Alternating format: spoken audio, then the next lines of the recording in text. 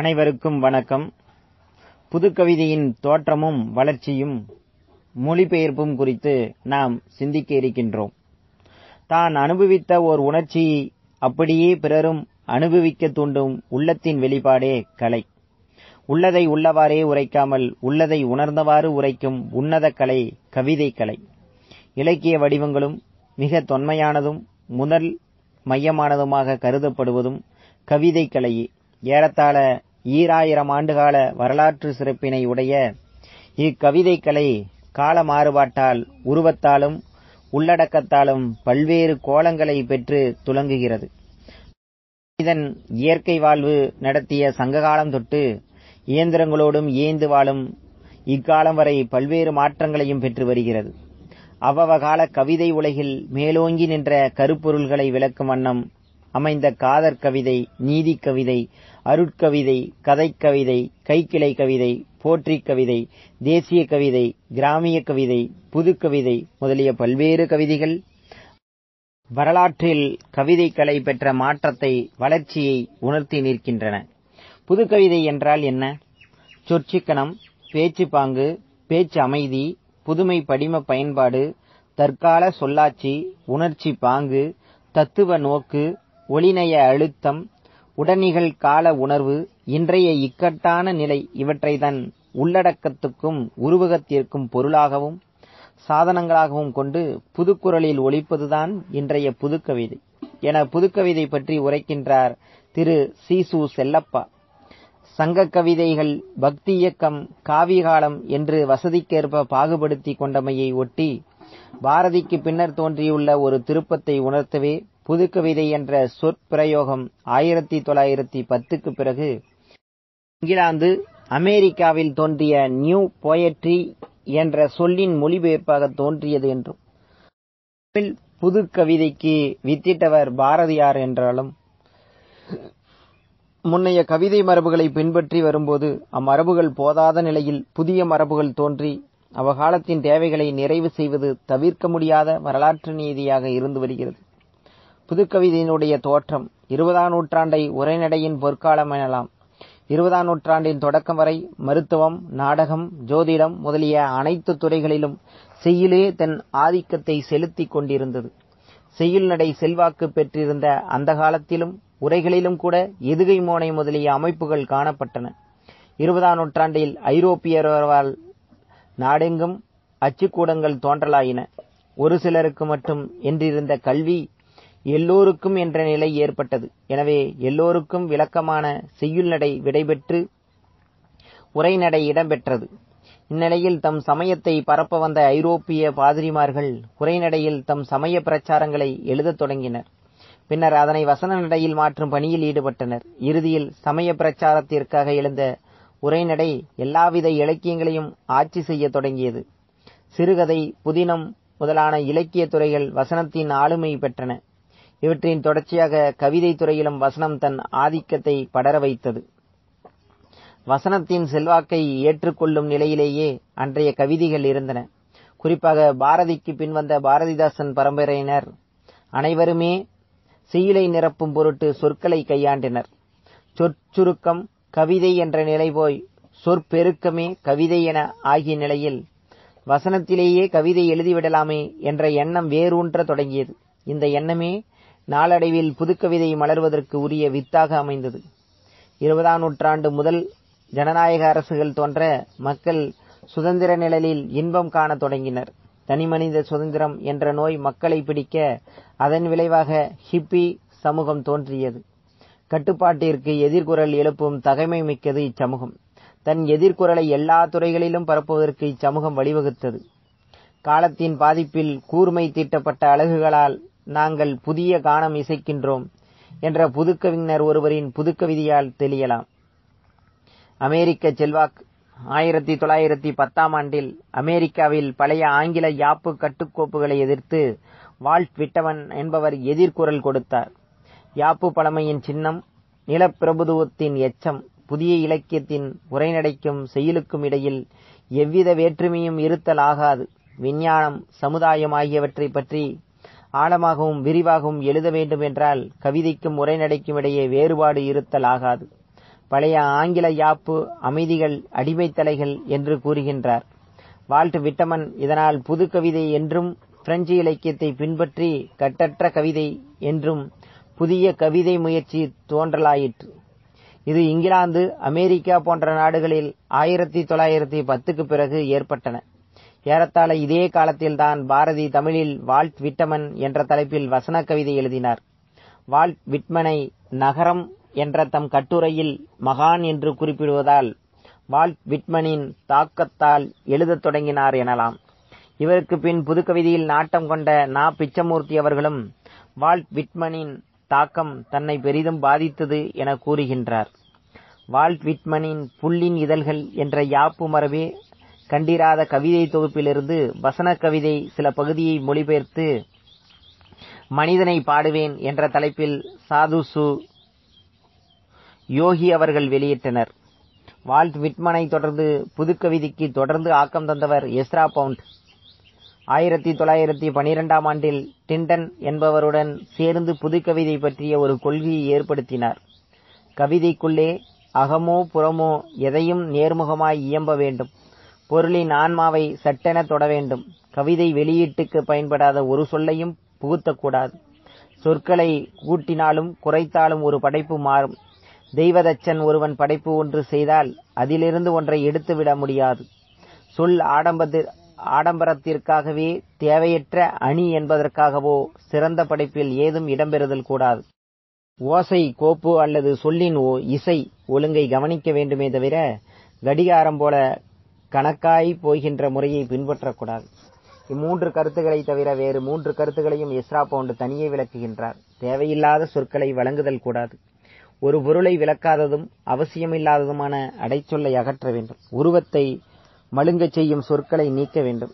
அருவ ஓமைகளை தவிர்த்து நாம் தொட்டு நுகரக்கூடிய தூள உருவத்தை படைக்க வேண்டும். எஸ்ரா பவுண்ட் அவர்களை பின்பற்றி டி.எஸ். எலியட் என்பவர் புதுக்கவிதை வளர்ச்சிக்கு வழிகோலினார். எலியட்டின் எழுத்துகளும் எலியட் வழியாக பவுண்டின் கருத்துகளும் உலகெங்கும் பரவின. ஆங்கில கல்வி வழி இந்தியாவிலும் பரவியது. வங்க மொழியிலும் வேறு சில இந்திய மொழிகளிலும் இப்பாதிப்பு ஏற்பட்டது. தமிழும் இதிலிருந்து தப்பவில்லை. கவிதையின் கண்ணோட்டம். தமிழ் கவிதையின் நீண்ட வரலாற்று சாரமாக திகழ்வது அதன் மானுட கண்ணோட்டம்தான். சங்க கவிஞர்கள் முதல் வள்ளுவன், இளங்கோ, சாத்தனார், கம்பன், பாரதி, பாரதிதாசன் வரை தமிழ் கவிதைக்கு ஒரு மானுட கண்ணோட்டம் உண்டு. இந்த கண்ணோட்டம்தான் வருங்காலத்தை பற்றி ஆக்க ரீதியான படைப்பு கற்பனைதான் தமிழ் கவிதையில் தொடர்ந்து வரும் உயிர்ப்புள்ள சாராம்சமாகும். இந்த மனிதநேய கருத்துகள் இடம்பெறும் கவிதைகளில் தொடர்ச்சியாகத்தான் புதுக்கவிதை தோன்றி வளர்ந்து வருகிறது. புதுக்கவிதை ஒரு தோற்றம் அல்ல, இது பரிணாம வளர்ச்சி என்று கூறும் பிரெஞ்சு திறனாய்வாளர் கஸ்டாவ் கான் மரபு யாப்பு கவிதையிலிருந்து புதிய கட்டற்ற கவிதையின் தோற்றத்திற்கான காரணங்களை கூறும்போது, சந்தம் கண்ணுக்கு மிகையாக தோன்றுகிறது. அது மாற்றி அமைக்கப்பட வேண்டும். அது துண்டிக்கத்தக்கதல்ல. அதற்கு விடுதலை கொடுத்து விடுவோம் என்று நயம்பட கூறும் கான், வரிகளின் தொடக்கங்களில் தொடர்ந்து உண்டாக்கப்படும் மணியோசையின் நாதத்தை, எல்லா சந்தத்தையும் நிறுத்திவிடுவோம். சந்தம் ஓரிடத்திற்கு மட்டும் சொந்தமல்ல, அது எல்லா சப்தத்துக்கும் சொந்தம். சந்தத்தில் சப்த மயக்கம் மட்டும் இல்லை, அதில் சலன வெளிப்பும் வேண்டும் என புதிய கோணத்தை சுட்டி காட்டுகின்றார். தமிழ் கவிதைக்கு முதலாக உலகளாவிய பார்வையை வழங்கியவர் பாரதி. ஓர் உலக மனப்பான்மையையும் பொது உடைமை கோட்பாட்டையும் அறிவியல் முறையில் கவிதையில் புகுத்தியவர் இவரே. இவர்தம் கவிதை ஆளுமை தேசியத்திலிருந்து சர்வதேசத்திற்கு கொண்டு சென்றது. பாரதிக்கு பின் இந்திய தேசியத்திலிருந்து தமிழ் தேசியத்திற்கு தமிழ் கவிதை தன்னளவில் சுருங்கியது. இதனால் தமிழ் கவிதை நாளுக்கு நாள் மெலிவடைய தேவையற்ற தேக்கம் உண்டானது. தமிழினம், இயற்கை, காதல், பெண் விடுதலை, தனிமனித துதி என்று கூறுகள் பிரித்து தமிழ் கவிதைகள் படைத்த பாரதிதாசன் பரம்பரையினர் இரு கிளையாக பிரிந்தபோது நா. காமராஜன், இன்குலாப், சிற்பி, தமிழன்பன், மீரா போன்றோர் தேக்கத்தை தகர்த்தெறிந்தனர். 1910 அமெரிக்காவிலும் இங்கிலாந்திலும் புதுக்கவிதை முயற்சி தொடங்கியது. 1910 18 என்ற இடைவெளியில் தமிழ்நாட்டில் பாரதியின் வசன கவிதை முயற்சி வளர்ந்தது. 1930க்கு பின்னர் பாரதியின் வழியில் நா. பிச்சமூர்த்தி, கூப்பாரா, வல்லிக்கண்ணன், புதுமைப்பித்தன் ஆகியோர் தொடர்ந்து வளர்ந்தனர். 30 to 40 என்ற காலவெளியில் கிராம ஊழியன், சிவாஜி, எழுத்து போன்றவை புதுக்கவிதையை போற்றி வளர்த்தன. அண்மை காலத்தில் எழுத்து நின்றுவிட்ட போதிலும் கசடதபர, வானம்பாடி, அக் ஆகிய இதழ்கள் தொடர்ந்து பல புதுக்கவிதைகளையும் புதிய தமிழ் கவிஞர்களையும் அறிமுகப்படுத்தி பரப்புகின்றன. புதுக்குரல்கள், பால்வீதி, கனவுகள், கற்பனைகள், காகிதங்கள், விதி, அன்று வேறு கிழமை, உதயநிழல், தமிழ்நாட்டின் கவிதைகள், தமிழன்பன் கவிதைகள், வைகறை முதலிய புதுக்கவிதை தொகுப்புகளும் வெளிவந்தன. இவையே அன்றி கதம்பம், அலைகள், புள்ளி, வெண்மை, உதயம், ரசிகன், நீ முதலிய குட்டிக் கவிதை தொகுப்புகளும் வந்து கொண்டிருக்கின்றன. புதுக்கவிதையும் வசனக் கவிதையும். புதுக்கவிதைக்கும் வசனக் கவிதைக்கும் உள்ள ஒற்றுமைகள். வசனக் கவிதை, புதுக்கவிதை யாப்பு இல்லாதவை. எதுகை மோனை இயைபு தொடைகள் அற்றவை. இசை ஆதிக்கத்தை விட வசன ஆதிக்கத்திற்கு இடம் தந்து நிற்பவை. இரண்டிற்கும் உள்ள வேற்றுமைகள். வசன கவிதை சற்று விரிவானது, சொற்றொட்டு உடையது. வசன கவிதையில் ஒருவித இசை நயத்தை பெரும்பாலும் காணலாம். ஆனால் புதுக்கவிதையில் ஒருவித ஓசை நாம் இருப்பதாக சொல்லப்பட்டாலும் அது காதுக்கு எளிதில் பிடிபடுவதில்லை. புதுக்கவிதைக்கு எதிர்ப்பு.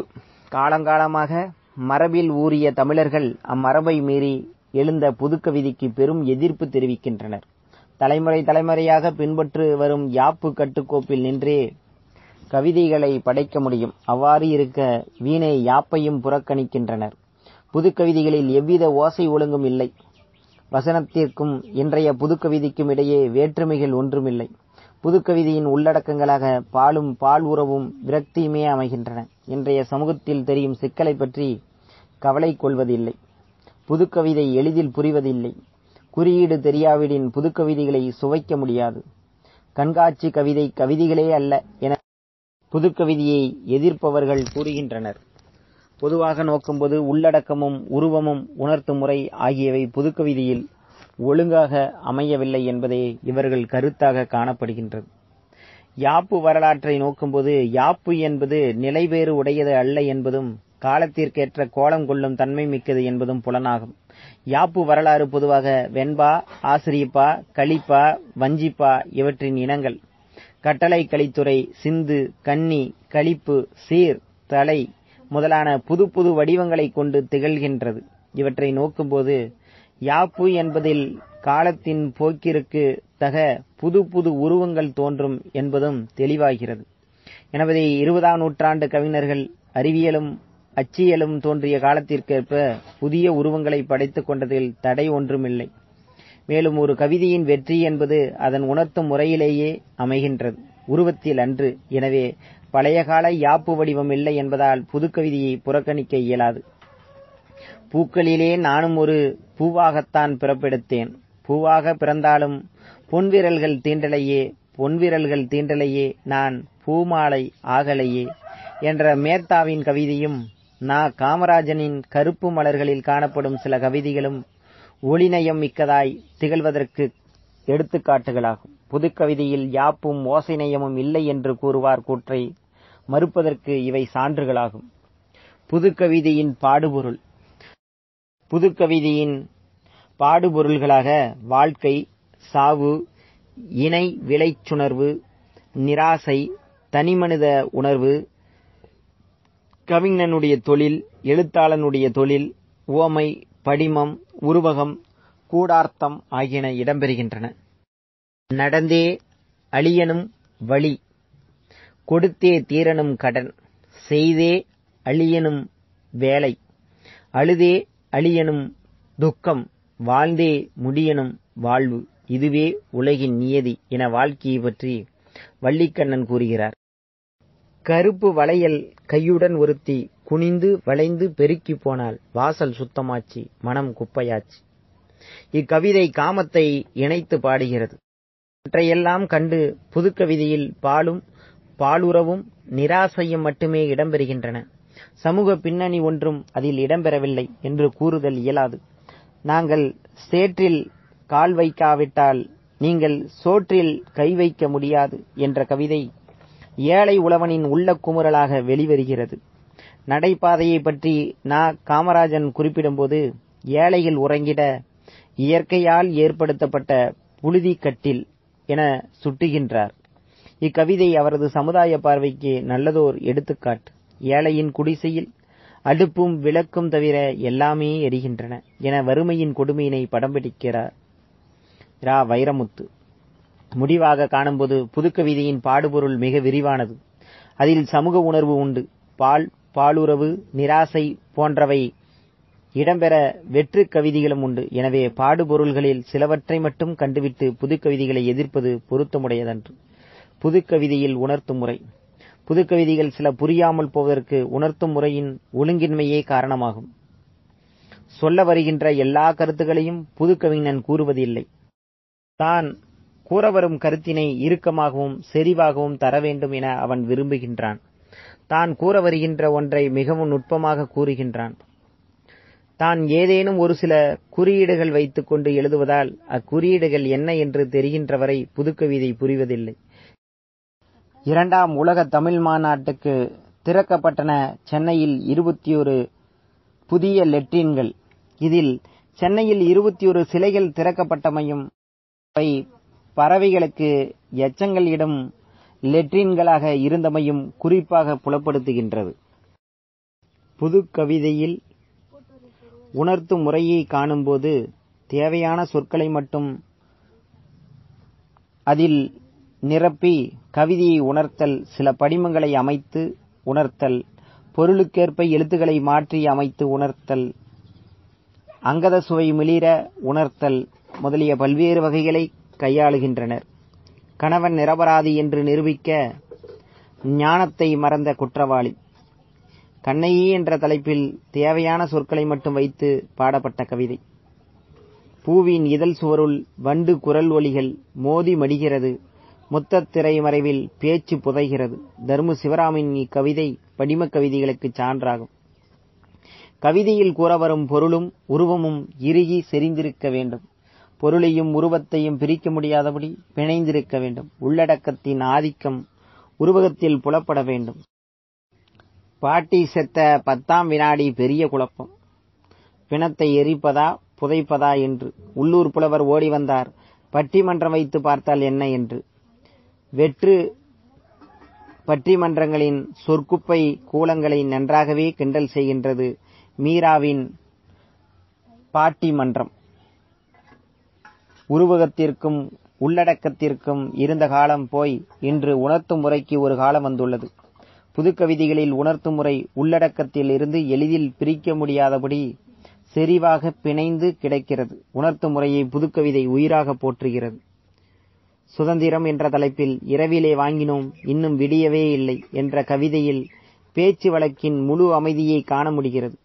கோடிக்கணக்கான பாட்டாளி மக்களின் ஏழ்மை கோலமும் பட்டினி கொடுமையும் நிழல் உருவமாக நம்முன் காட்சியளிக்கின்றன. நாங்கள் சேற்றில் கால் வைத்தால்தான் நீங்கள் சோற்றில் கை வைக்க முடியும் என்ற நகரத்தவர்களின் ஆடம்பர வாழ்வை இடித்து காட்டும் போக்கில் அமைந்த கிராமிய கவிதையிலும் பேச்சு வழக்கின் இறுக்கத்தை காணலாம். பாரதியின் சர்வதேசிய பார்வையை மீண்டும் தமிழ் கவிதைக்கு வழங்கியவர்களில் இன்குலாப் ஒருவர். கிரௌஞ்ச வதத்திற்கு கேள்விகள் இல்லையா என்ற புதுக்கவிதையில் அமைந்த இந்த குருச்சேத்திரத்தில் எங்கள் கைகள் ஆயுதங்களை கீழே போடவில்லை, மாறாக எங்கள் கைகளில்தான் ஆயுதங்கள் இல்லை என்ற வரிகள் விடுதலை பெற போராடும் ஒவ்வொரு நாட்டின் ஆத்ம தாகத்தை எதிரொலிக்கின்றன. கண்மூடும் போது கனவுகள் சுரண்டின, கண்விழித்த போது கணவான்கள் சுரண்டினர். இருட்டறையில் வேர்த்து கிடக்கும் நாம் இனிமேல் திறக்கப் போவது ஜன்னல்களை அல்ல கதவுகளையே என்ற கேசவனின் கவிதை ஆண்டாண்டு காலமாக புதிய கொத்தடிமையில் சிக்கி தவிக்கும் இந்திய ஆத்மாவின் குரல்களாக கேட்கிறது. இவ்வாறு புதுக்கவிதையில் பேச்சு வழக்கின் பண்புகளும் காணப்படுகின்றன. யாரோ ஒரு தனி மனிதனின் ஒற்றை குரலாக இல்லாமல் வீழ்ந்த மானுடத்தின் எழுச்சி குரலாக அவை எதிரொலி செய்கின்றன. புதுக்கவிதையின் பொது உடைமையும். தனி உடைமை சமுதாயத்தை உடைத்தெறிந்து பொது உடைமை சமுதாயத்தை காண வேண்டும் என்ற துடிப்பினை புதுக்கவிதைகள் பல புலப்படுத்தி நிற்கின்றன. ஜகத்தினில் அனைவருக்கும் உணவில்லை, எனவே அரசினை அழித்திடுவோம், முதலாளி அரசினை அழித்திடுவோம். தொட்டிற்சனியன் தொடர்ந்தே அழுதது, தூங்கிய மனிதர்கள் சலித்தனர். வட்டில் நோயால் தாயும் சேர்ந்தல வறுமை நோய்க்கு மருந்துகள் உண்டு. இக்கவிதைகளில் புதுக்கவிஞர் ஒருவர் பசிக்கு காரணமான தனியுடைமை சமுதாயத்தெரிய முன்னேறுகிற உலக பெரும்படையை சுட்டிக்காட்டி அதன் வெற்றியால் உலகில் பசி அழியும் என்ற நம்பிக்கையை ஏழை உள்ளங்களில் எழுப்புகிறார். குடிகாரன் என்ற கவிதையில் நா. காமராஜன் அவர்கள் கூறும் மாளிகைக்கு பெர்மிட், சேரிக்கு மட்டும் கைவிலங்கு என்ற கூற்று சமுதாயத்தின் போலி வாழ்க்கையை படம்பிடித்து காட்டுவதாக அமைகிறது. புதுக்கவிதையில் நாட்டுப்புறச் சாயல். நாட்டுப் பாடல்களில் பேச்சு வழக்கில் உள்ள வசன நடை வடிகட்டப்பட்டு இயல்பாக சொற்களுக்குள்ளே ஒலிநயச் சேர்க்கை குன்றாத அளவிற்கு நாட்டுப்புற கவிதைகளாக வாழ்கின்றன. இதனால்தான் நா. காமராஜன், இன்குலாப், சிற்பி, செந்தமிழ் மாறன், புவியரசு போன்ற கவிஞர்கள் நாட்டுப்புற பாடல்களை பின்பற்றி எழுதுகின்றனர். ஒரு சேரி கிராமமும் தபால்காரன் மரணமும் என்ற தலைப்பில் அமையும் நா. காமராஜனின் கவிதை இதற்கு தக்கதோர் சான்றாகும். அப்துல் ரஹ்மான் வாணியம்பாடி இஸ்லாமிய கல்லூரி பேராசிரியராக விளங்கியவர். மாணவர்களை புதுக்கவிதை எழுத தூண்டியவர். கவிக்கோய் என்ற பட்டம் பெற்றவர். படிம கவிஞர். தொன்மம் என்ற இலக்கிய உத்தியை மிகுதியாக பயன்படுத்தியவர். புதுக்கவிதையில் குறியீடு என்பது இவருடைய முனைவர் பட்ட ஆய்வு. இவருடைய நூல்கள் பால்வீதி, நேயர் விருப்பம், சுட்டுவிரல், ஆலாபனை, சொந்த சிறைகள், பித்தன், முட்டைவாசிகள், அவளுக்கு நிலா என்று பெயர், விதைபோல் விழுந்தவன், முத்தமிழின் முகவரி. மீரா, இயற்பெயர் மீ. ராஜேந்திரன், அன்னம் விடு தூது என்ற இதழின் ஆசிரியர். இவரது அன்னம் வெளியீடு புதுக்கவிதைகளை மிகுதியாக வெளியிட்டது. கனவுகள், கற்பனைகள், காகிதங்கள், 3ம் 6ம், ஊசிகள், பாரதீயம். என் வீட்டு முற்றத்தில் பெய்யும் மழை உன் வீட்டு முற்றத்திலும் பெய்கிறது. என் தோட்டத்தில் பாடும் குயில் உன் தோட்டத்திலும் பாடுகிறது. என் கண்ணில் படும் நிலா உன் கண்ணிலும் படுகிறது. என் இதயத்தில் நுழையும் காதல் மட்டும் உன் இதயத்தில் நுழையவில்லையே என்று கேள்வி எழுப்புகிறார். நா. காமராஜன் வானம்பாடி காலத்திற்கு முன்பே சமுதாய அக்கறையோடு புதுக்கவிதை புனைந்தவர். உருவக கவிஞர், கவியரசு என்ற பட்டம் பெற்றவர். இவருடைய நூல்கள் கருப்பு மலர்கள், கிறுக்கல்கள், நாவல் பழம், மகாகாவியம், சுதந்திர தினத்தின் ஒரு கைதியின் டைரி, தாஜ்மஹாலும் ரொட்டி துண்டும், சூரியகாந்தி, சகாராவை தாண்டாத ஒட்டகங்கள். மு. மேத்தா, முழு பெயர் முகமது மேத்தா, மாநில கல்லூரி பேராசிரியர், படிம கவிஞர். இலக்கண செங்கோல், யாப்பு சிம்மாசனம், எதுகை பல்லக்கு, மோனை தேர்கள், தனிமொழி சேனை, பண்டித பவனி இவை எதுவுமில்லாத கருத்துகள் தம்மை தாமே ஆள கற்றுக்கொண்ட புதிய மக்களாட்சி முறையே புதுக்கவிதை என புதுக்கவிதைக்கு இலக்கணம் தருகிறார், வரையறை தருகிறார். வைரமுத்து வடுகப்பட்டியைச் சேர்ந்தவர். ஆட்சி மொழி ஆணைய மொழிபெயர்ப்பாளராய் பணிபுரிந்தவர். முதல் கவிதை இளநெஞ்சின் ஏக்கம். வானொலியில் முதலாக புதுக்கவிதை பாடியவர். கவிதை தலைப்பு கண்ணீரை சிரிக்க விடுவோம். முதல் கவிதை தொகுப்பு வைகறை மேகங்கள் என்ற மரபு கவிதை நூல். கவியரசு, கவி பேரரசு என்ற பட்டம் பெற்றவர். பிற கவிஞர்களும் நூல்களும் நா. பிச்சமூர்த்தி, கிளிக்குஞ்சி, பூக்காரி, வழித்துணை, கிளிக்கூண்டு. சீசு செல்லப்பாவுடைய மாற்று இதயம், நீ இன்று இருந்தால், புதுக்குரல். வள்ளிக்கண்ணனுடைய அமரவேதனை புதுக்கவிதை தோற்றமும் வளர்ச்சியும் சாகித்ய அகாடமி பரிசு பெற்றது. புவியரசு, சக்தி கனல், சிற்பி, ஈரோடு தமிழன்பன், இன்குலாப் போன்ற பல்வேறு ஆசிரியர்கள் புதுக்கவிதையின் வரவிற்கு பாடல்களை வரைந்துள்ளார்கள். அதற்கடுத்து இசைத்தமிழ். இசை என்ற சொல்லுக்கு இசைவிப்பது, வயப்படுத்துவது, ஆட்கொள்ளுவது என்பது பொருளாகும். எல்லாம் கடந்து எங்குமாய் எல்லாமாய் நீக்கமர நிறைவுற்று விளங்கும் இறைவனையே நம் முன்னோர் இசை வடிவமாக கண்டனர். ஓசை ஒளியெல்லாம் ஆனாய் நீயே என்பது அப்பர் அருள்வாக்கு. மேலும் கோவை நூல்களில் சிறப்பித்து கூறப்படும் திருச்சிற்றம்பல கோவையார் எனப்படும் திருக்கோவையாரில் இறைவான் புனல் தில்லை சிற்றம்பலத்து மென் சிந்தை உள்ளும் உறைவான் உயர்மதிர்கூடலில் ஆய்ந்த ஒன் தீன் தமிழின் என்று கூறப்படுகிறது. ஏலிசையின் குழலில் இறைவன் ஆட்பட்டான் இதனால் பெறப்படுகின்றது அன்றோ. தமிழின் மிக பழமையான நூலான தொல்காப்பியம் கொண்டே தமிழ் இசையின் பழமையினை அறியலாம். தொல்காப்பியனார் எழுத்ததிகாரத்தின் முதல் இயலான நூல் மரபியல் இறுதி நூற்பாவில் அளபிறந்துயிர்த்தலும் ஒற்றிசை நீடலும் உளவென மொழிவ இசையோடு சிவனிய நரம்பின் மறைய என்மனார் புலவர் என்று குறிப்பிட்டுள்ளார். மேலும் அவர் பொருளதிகாரத்தின் அகத்திணையலில் கருப்பொருள்களை கூறுகின்ற பொழுது தெய்வம் உணவே மா மரம் புட்பறை செய்தி யாழின் பகுதியோடு தொகையி அவ்வகை பிறவும் கருவென மொழிவ என்று தமிழ் இசைக்கருவிகளில் பழமையான யாழினையும் சுட்டியுள்ளார். எனவே இசையோடு மட்டுமின்றி இசையினை எழுப்ப துணைகோலும் யாழும் பழமையாய் வந்து கொண்டிருக்கின்றது என்பதை அறியலாம். நமக்கு இன்று கிட்டும் இசை பற்றிய குறிப்புகளில் மிக பழமையானவை 8 தொகை நூல்களின் ஒன்றான பரிபாடலில் காணப்படும் அரிய இசை குறிப்புகளாகும். பரிபாடல் கிபி முதல் நூற்றாண்டினைச் சேர்ந்த ஒரு நூலாகும். 70 பரிபாடலில் இன்று நமக்கு கிட்டுவன 22 ஆகும். ஒவ்வொரு பரிபாடலின் கீழும் அப்பாடலை பாடிய புலவரின் பெயர், இசை அமைத்தவரின் பெயர், யாழ், செந்துறை, வண்ணம், தூக்கு முதலியன குறிப்பிடப்பட்டுள்ளன. இக்குறிப்புகளை நோக்கினால் வளமார்ந்த தமிழிசையின் பழமையினை சிறப்பினையும் சுவைத்து இன்புறலாம். தமிழ் பண்கள் 103 என்று கொள்ளப்படும் பண்களாவன பாளையாழ் முதலிய 103 என்பர். பரிமேலழகர் பிங்களந்தை நிகண்டு ஈரிரு பண்ணும் 73 திறனும் என குறிப்பிடுகின்றது.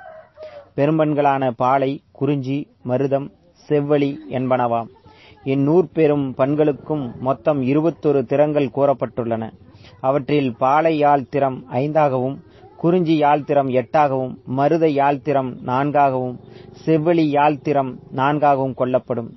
7 சுரங்கள் எனப்படுவன குரல், துத்தம், கைக்கிளை, உளை, இளி, விளரி, தாரம் என்பனவாம். சிலப்பதிகாரத்தின் ஆட்சியர் குரவையில் பழந்தமிழிசையின் நுட்பம் செற்றென புலப்படுத்தப்படுகின்றது.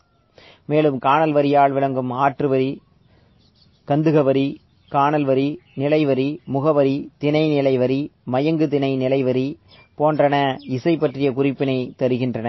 இவ்வனைத்திற்கும் மேலாக சமயக்குரவர்கள் அருளிய செய்த தேவாரத்தில் தமிழிசையின் முழு மறுமலர்ச்சியினையும் காண்கிறோம்.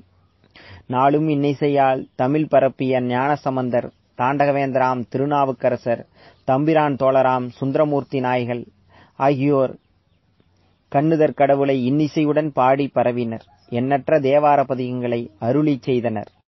20ஆம் நூற்றாண்டின் இலக்கிய வளர்ச்சியை பார்க்கும் பொழுது இவ் 20ஆம் நூற்றாண்டின் தமிழ் பல்வேறு துறைகளிலும் செழித்து வளர்வதனை காண நம் உள்ளத்தில் மகிழ்ச்சி ஏற்படுகின்றது. சென்னையில் திரு தீசு அவினாசிலிங்கம் செட்டியார் அவர்கள் கல்வி அமைச்சராயிருந்த பொழுது 1946ஆம் ஆண்டு டிசம்பர் திங்களில் தமிழ் வளர்ச்சிக் கழகம் நிறுவப்பட்டது. இக்கழகத்தின் நோக்கம் தமிழ் பண்டைய சிறப்புகளை காப்பதும் இக்கால நடைமுறைக்கு ஏற்ற பண்புகளை பெற்று விளங்கச் செய்வதுமாகும். கழகத்தின் முக்கியமான பணிகள் 3. 1. தமிழில் பல்வேறு துறைகளிலும் வெளியாகும் சிறந்த நூல்களுக்கு பரிசளித்தல். 2. ஆண்டுதோறும் வெவ்வேறு இடங்களில் தமிழ் விழா நடத்துதல். 3. கலைக்களஞ்சியம் தயாரித்தல். இம்மூன்று பணிகளுக்கும் சீரிய முறையில் செயலாற்றப்பட்டு வருகின்றன. 750 பக்கங்கள் கொண்ட 10 தொகுதிகள் கலைக்களஞ்சியமாக வெளியிடப் பெற்றுள்ளன. இது இந்திய மொழிகளிலே முதல் முயற்சியாக தமிழில் நடந்து வெற்றியும் கண்டுவிட்டது. இதுபோது சிறுவர் கலைக்களஞ்சியங்கள் 10 தொகுதிகள் வெளிவந்து நிறைவுற்றுள்ளது. வாழ்க்கை வரலாற்று நூல்கள். மேலை நாட்டு இலக்கியங்களிலே பாஸ்வெல் என்பார் டாக்டர் ஜான்சனை பற்றி எழுதியிருக்கும் வாழ்க்கை வரலாற்று நூலே சிறப்புடையதாகும். அதுபோன்று தமிழ்நாட்டிலும் வெவ்வேறு துறைகளிலும் தொண்டாற்றி அறிஞர் பெருமக்கள் வாழ்க்கை வரலாற்று நூல்களை எழுதியுள்ளனர். அதற்கடுத்ததாக சுயசரிதம். காந்தியடிகள் குஜராத்தில் எழுதிய சுயசரிதம் சத்திய சோதனை என்ற தமிழில் மொழிபெயர்க்கப்பட்டிருக்கின்றது. இந்த நூற்றாண்டின் தொடக்கத்தில் பாரதியார் கவிதையில் சுயசரிதத்தை சுருங்கிய முறையில் எழுதியுள்ளார். வ.உ.சி. எழுதிய சுயசரிதையும் உண்டு. நாமக்கல் கவிஞர் உரைநடையில் தம் வரலாற்றை என் கதை என எழுதியுள்ளார். தமிழ் தாத்தா சாமிநாத ஐயரின் என் சரித்திரம் என்ற நூல் விரிந்த அளவில் உள்ளது. இவ்வாறு இலக்கியத்துறை ஆராய்ச்சி நூல்கள். இத்துறையில் இந்த நூற்றாண்டின் முன்னின்று வழிகாட்டியவர் மறைமலையடிகள் ஆவார். இவரது முல்லைப்பாட்டு ஆராய்ச்சி, சாகுந்தல நாடக ஆராய்ச்சி, பட்டினப்பாலை ஆராய்ச்சி என்பன சிறந்தனவாம். மகாவித்வான் ராகவையங்கார் பெரும்பானாற்றுப்படை ஆராய்ச்சி, பட்டினப்பாலை ஆராய்ச்சி, தித்தன் கோசர் என்பாரை பற்றிய சிற்றாராய்ச்சி நூல்களை இயற்றியுள்ளார். இலக்கிய வரலாறு. பேராசிரியர் பே. சுந்தரம்பிள்ளை தமிழ் நூல்களை ஆராய்ச்சி கண்கொண்டு பார்த்தார். திருஞான சம்பந்தர் காலத்தை முதன்முதல் வரையறுத்து உதவினார். கோபி நாதராவ், மு. ராகவையங்கார் முதலானோர் மேலும் இத்துறையில் ஊக்கத்துடன் உழைத்தனர். திரு பூர்ணலிங்கம் பிள்ளை அவர்கள் தமிழ் இலக்கியம் என்று ஆங்கிலத்தில் ஒரு நூல் செய்துள்ளார். தாகூர் சட்ட நிபுணர் அறிஞர் க. சுப்பிரமணிய பிள்ளை அவர்கள் எழுதியுள்ள இலக்கிய வரலாறு இதுவரை இத்துறையில் வெளிவந்த நூல்களில் முதலிடம் பெறத்தக்கது எனலாம். அதுக்கடுத்ததாக தமிழ் நூற் பதிப்புகள். ஆங்கிலேயர் கொணர்ந்த அச்சு இயந்திரத்தின் பயனாய் ஓலைச்சுவடிகளின் இடத்தினை புத்தகங்கள் பற்றின. யாழ்ப்பாணத்து நல்லூர் ஆறுமுக நாவலர் பெரிய புராணம் போன்ற சைவ இலக்கியங்களை பதிப்பித்தார். நன்னூல் காண்டிகை உரையும் அவருடையதே. அவர் சென்னையில் ஓர் அச்சு இயந்திரசாலையை நிறுவி பல நூல்களை வெளியிட்டார். திரு சி. வை. தாமோதரம் பிள்ளை அவர்கள் தொல்காப்பியம், இறையனார் அகப்பொருள் உரை, கலித்தொகை, வீரச்சோழியம் என்னும் நூல்களை பதிப்பித்தார். கரையானுக்கு இரையாகி மட்கி கிடந்த ஓலைச்சுவடிகளுக்கு புதுவாழ்வு தந்தவர் டாக்டர் உவேசா ஆவர். இலக்கண கட்டுரைகள், உரை நூல்கள் இப்படி பல்வேறு பரிணாமங்களில் இலக்கியமானது வளர்ந்து வந்தன. வழிச்செலவு நூல்கள். எனது இலங்கை செலவு என்று திருவிக்கா எழுதிய கட்டுரை இத்துறைக்கு ஆக்கத்தினை அளித்தது. உலகம் சுற்றிய தமிழர் ஏ.கே. செட்டியாரும் சோம லக்மண செட்டியாரும் சுத்தானந்த பாரதியாரும் உலகில் தாம் பார்த்த பல நாடுகளைப் பற்றி சுவைபட எழுதி நூல்கள் எழுதியுள்ளனர். தம் வெளிநாட்டு பயணத்தை டாக்டர் முவா, கல்கி, தேவன், ஆமு பரமசிவானந்தம், தனிநாயக அடிகள், ராமசாமி நாயுடு முதலியோர் நூல்களாக எழுதியுள்ளனர். மொழிநூல் இது இந்த நூற்றாண்டின் சிறப்பாக வளரும் துறையாகும். மாக்கரல் கார்த்திகேய முதலியார் முதல் மொழிநூற் கருத்துக்களை எழுதியிருப்பினும் விஞ்ஞான முறையோடு ஒட்டி அமையாமையினால் இன்று வாழவில்லை. அடுத்து வடமொழி தென்மொழி இரண்டும் தெரிந்த டாக்டர் பி.எஸ். சுப்பிரமணிய சாஸ்திரியார் தமிழ் மொழிநூல் எழுதினார். டாக்டர் முவா அவர்களின் மொழிநூல், மொழி வரலாறு, மொழியியல் கட்டுரைகள் மேனாட்டு ஆராய்ச்சியாளரும் மதிக்கும் வண்ணம் திறம்பட அமைந்துள்ளன.